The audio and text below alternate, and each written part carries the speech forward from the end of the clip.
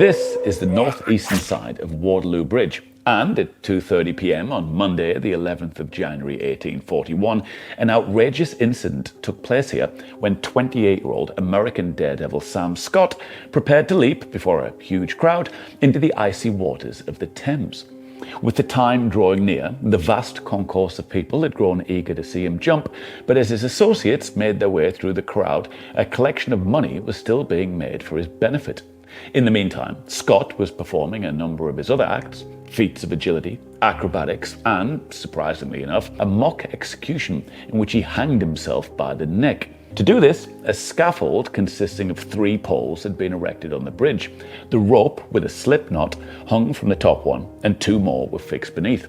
Seated on the middle pole, Scott would secure the rope around his neck, step off carefully, and then, after remaining suspended a short time in the air, make use of the lower pole to assist him in regaining his former position. To huge cheers from the crowd, he performed the feat twice without any problems, but then, on his 3rd attempt, the rope, it was said, for some cause, came down lower than was intended.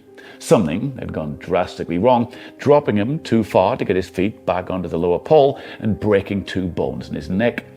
After hanging for a few minutes, his face began to assume the apparent denoting strangulation, it was said, but many, on account of his former successful maneuvers, still thought that he was simply performing a more daring repetition of the exhibition. After the lapse of a few minutes, his body became suddenly agitated by a thrilling motion, it was said, before a shudder then followed, after which the body remained perfectly still.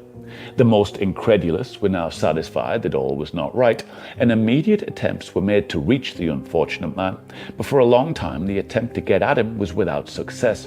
He remained hanging for a full quarter of an hour, and was then cut down, but the body remained without the slightest motion, and he was quite dead. I'll see you back here next week for another Morbid Monday.